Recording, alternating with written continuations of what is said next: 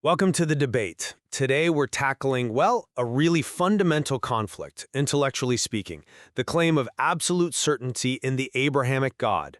The God of Judaism, Christianity, Islam, versus let's say, the philosophical humility and the different frameworks we see in Eastern thought and secular reasoning. So our core question is pretty direct. Do the main Abrahamic scriptures, the Torah, the Bible, the Quran, do they actually contain unique, definitive proof, sort of divine fingerprints, that really establish their supernatural origin and therefore certainty in that specific God? Or are they perhaps best seen as incredibly influential, yes, but ultimately human documents shaped by history and culture? My position is that the scriptural evidence itself points towards certainty. And I'll be arguing that certainty, especially on this kind of scale, is, it's just not really warranted intellectually. I absolutely acknowledge the huge influence and the historical weight of these texts, no question. But the claims made for their exclusive, unique, divine status, I think those can be accounted for through culture, history, and frankly, some very compelling alternative ways of thinking. Humility seems like the necessary place to start here. I understand the appeal of humility, I do. But I'd argue the certainty I'm talking about is more like rational trust. It's grounded in specific, unique evidence within these texts. Evidence that really does set them apart from, everything else, religious or secular. This isn't just vague faith. It's about looking closely at the material. We often lean on three main pillars: the incredible preservation, the prophetic accuracy claims, and what seems to be an inherent objective morality. I mean, just look at the physical evidence for preservation. The New Testament manuscripts, we have something like 5,800 Greek manuscripts. That just dwarfs anything else from the ancient world. Then you have the Dead Sea Scrolls, confirming the stunning consistency of the Hebrew scriptures over centuries. And the Quran, it's been preserved with almost uncanny fidelity across the globe since the Uthmanic Codex was established way back in the 7th century. The survival, the coherence, the internal accuracy of these specific texts kept intact across three major world faiths. That suggests, to me at least, more than just human diligence. It points towards, maybe, a single guiding hand, a single God involved in history and revelation. It makes the Abrahamic God seem like the necessary being behind it all. But that's quite a leap, isn't it? Assuming that meticulous preservation automatically means divine truth. I don't automatically accept that connection. Textual preservation, first off, it's a huge testament to human effort, to institutional commitment, careful copying, the dedication of communities. Look at the Hindu Rig Veda. Parts of it go back to maybe 1500 BCE. It has an incredibly long, well-preserved tradition, both oral and written. So if preservation itself is the proof of unique divinity, well then shouldn't we conclude the Rig Veda is also the sole unique word of God? Which of course directly contradicts the Abrahamic claim. The burden of proof here really lies with the side claiming exclusive certainty. We have to look past how the texts were preserved and really examine what they say and how they compare. The fact that we have other profound systems you mentioned, Buddhism, Taoism, even secular humanism, that offer deep moral guidance and explanations for existence without needing a personal Abrahamic God.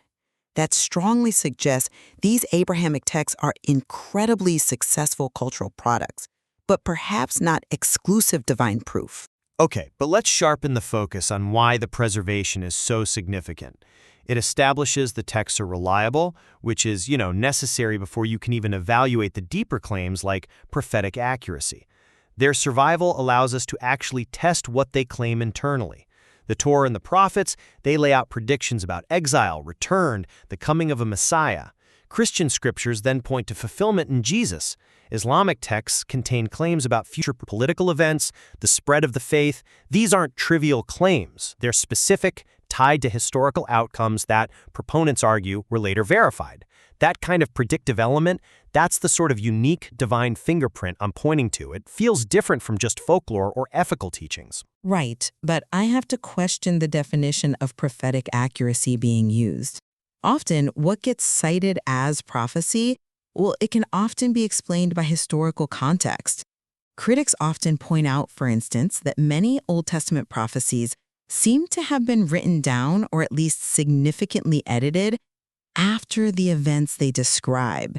That makes some history written with hindsight, not really foresight.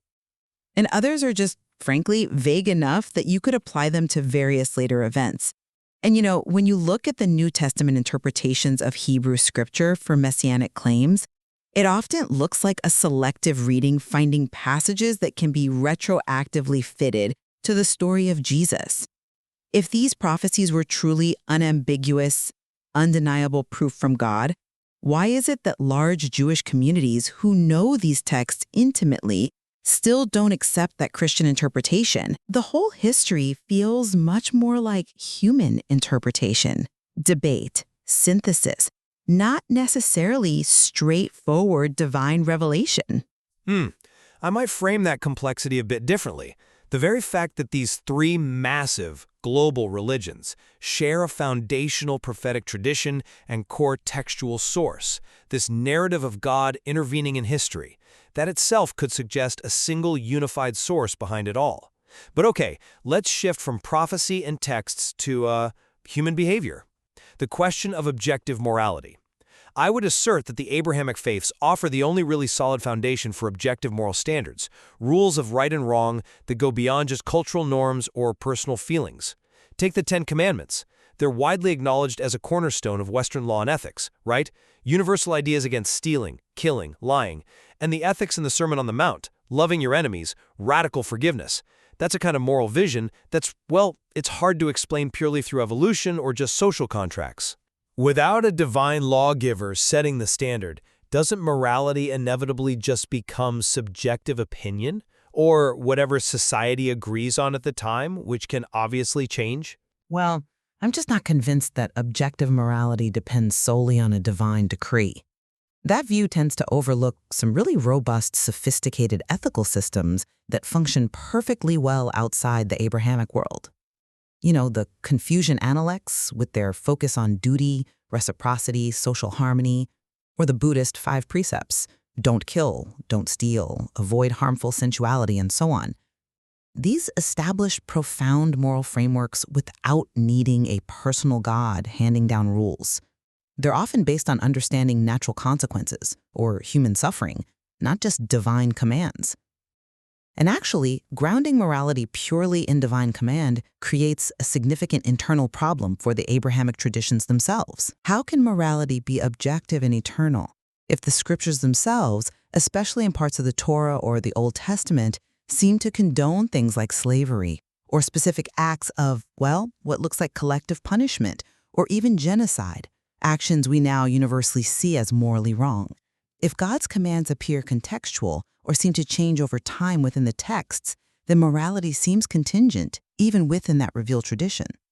That makes the claim to exclusive, unchanging, objective moral certainty quite problematic, doesn't it?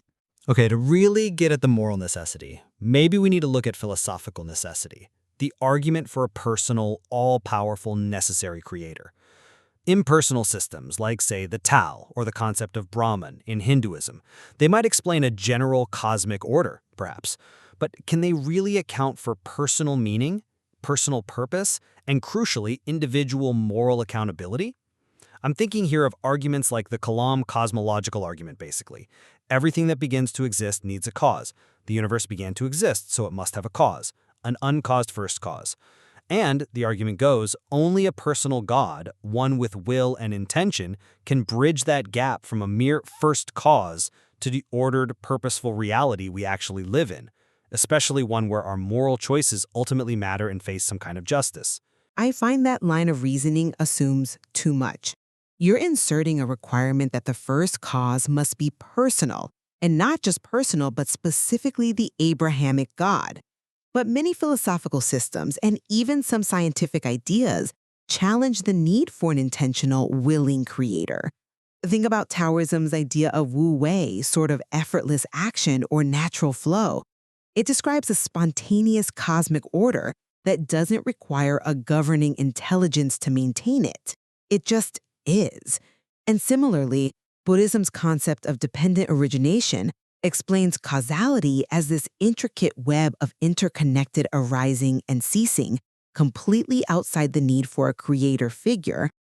And then, if you bring in modern physics, Well, the idea that every single event must have a preceding cause gets a bit fuzzy at the quantum level. Things like virtual particles appearing and disappearing in a vacuum.